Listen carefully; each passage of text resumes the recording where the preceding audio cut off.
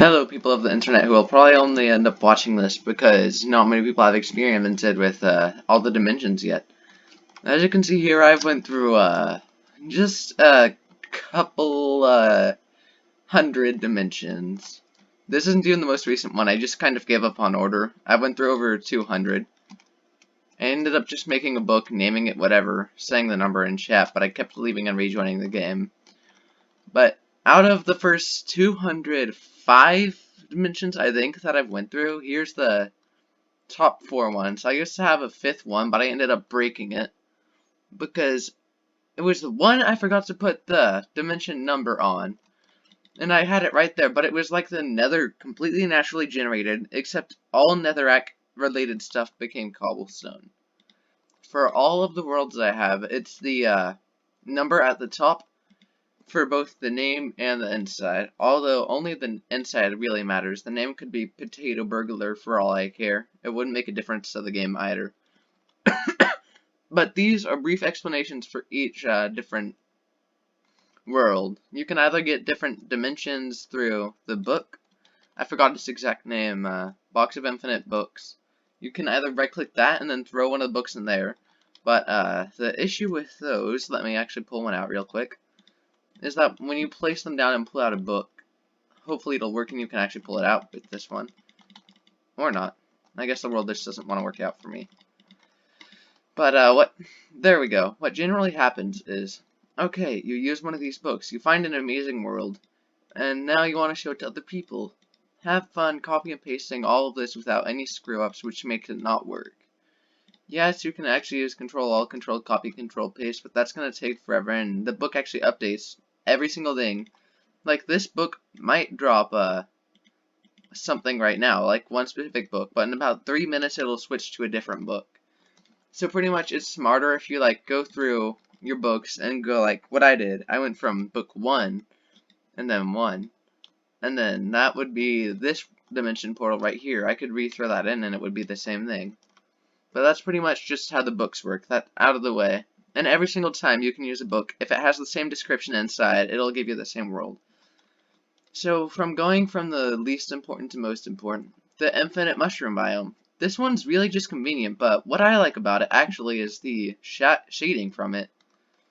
Because it's like there's a giant sun, yeah, that's kind of normal when you start going through the dimensions. Plus, this is actually nice because it has a slow day-night cycle. A lot of the worlds, if this were the sun, it would go like just really quick swapping around. But this world is literally just a giant, never-ending. Hold on, I need to turn my audio back on. But it's just a giant, never-ending biome of just, well, mushroom biome. It has some lava lakes, kind of like the nether, but it also has plenty of water, so you won't have to worry about that.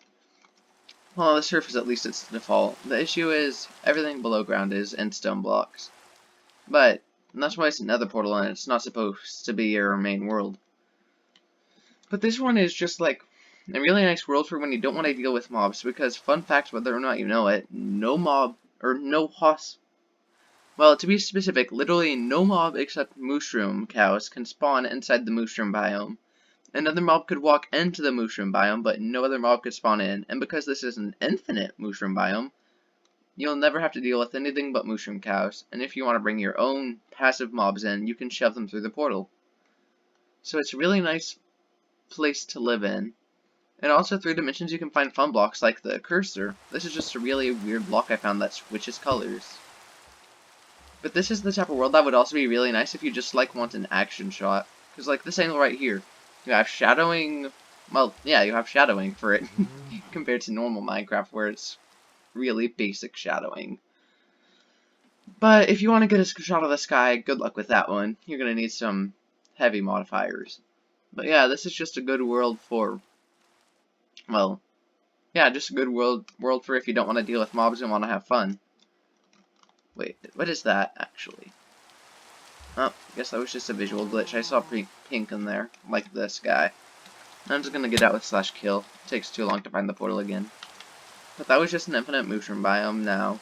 If you want to just speedrun the game, you can get the water bucket and lava bucket strategy and just make another portal and throw in a book that's called 196. I'll show you exactly how I do it.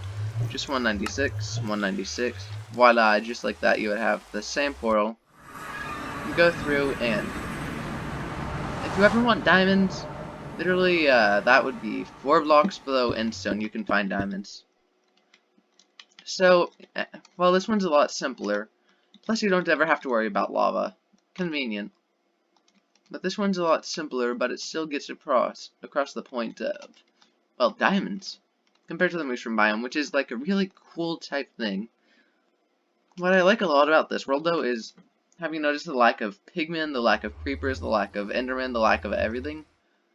I don't know what type of world this is, or what biome is supposed to be in the background. If anyone knows how coordinates work, have a fun time finding that out. But somehow this world exists, and it's really useful. Kind of better than mushroom biome, depending on the type of house you want, actually. I'm ignoring the big portal because that's the most interesting. And then, if you ever want ancient debris blocks, you can get them, but they're a pain to get, and they're the most high stakes. Because, oh yeah, sorry for the sounding. That's why I had volume off. Certain worlds actually have just constant sound running in the background. But this is the hardest one because there's all types of pillagers, including the summoners, whatever their name is.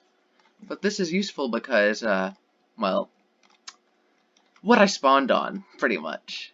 You know, just ancient or netherite blocks. Kind of the block that's supposed to take the longest to get, as in this would take well over an hour to get in survival. And it's kind of, sort of, pretty much everywhere.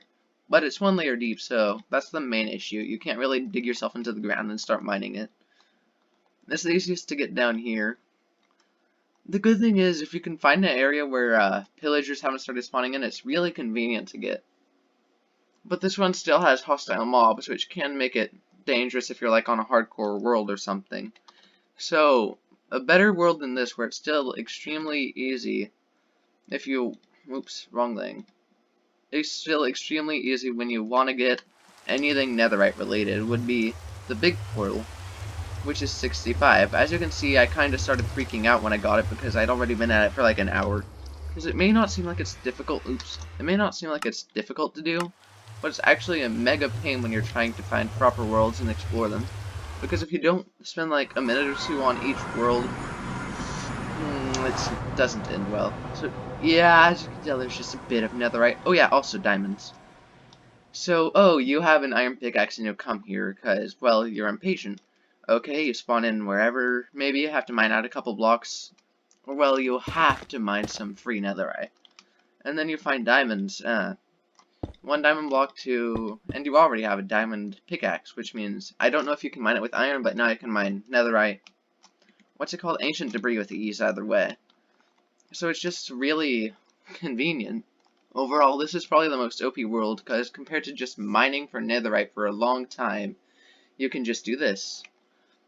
But, for these worlds, you have to be very careful, because I didn't ever save one of the worlds, but there are some worlds where it's the normal nether, except all netherrack is TNT. And, you know the issue with lava and TNT. Lava can start a fire on TNT, which will eventually set the TNT off. And when one TNT explodes, just a few, like, everything within a 3x3 sphere explodes, which kind of sort of causes a dominoes effect that could explode like a $10,000 gaming computer in half a minute. But, yeah, that's just this video. I'm probably gonna... Okay, this is an example of chaotic worlds, I guess. There's a within tangent. I don't even know which world this is. No, yeah, I don't mind all the ender dragons. Let me start volume back down a slight bit. There's also that tinging noise automatically in the background, but... yeah, this is what can happen to the dimensions. By the way, this is a block that I don't even know. I'm middle clicking on it, it does not pick up. But, yeah. Also, the water can be literally any color. But yeah, that's this video. I would personally recommend, like, putting your username and stuff inside Portal, seeing what you can come up with. Because there's some really interesting stuff I've actually seen. Like, I unfortunately lost the world, I talked about it earlier, but there was one where it was the nether, but cobblestone, and it seemed really rustic, I guess, would be the best word for it.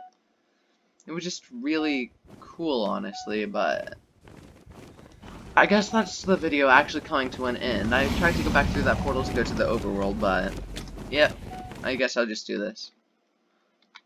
But anyway, that's been a video with me. I hope this video gains traction. I don't really have many viewers right now. But that's the video. Anyone that watched this, I hope you enjoy the worlds and enjoy yourself also. Yeet!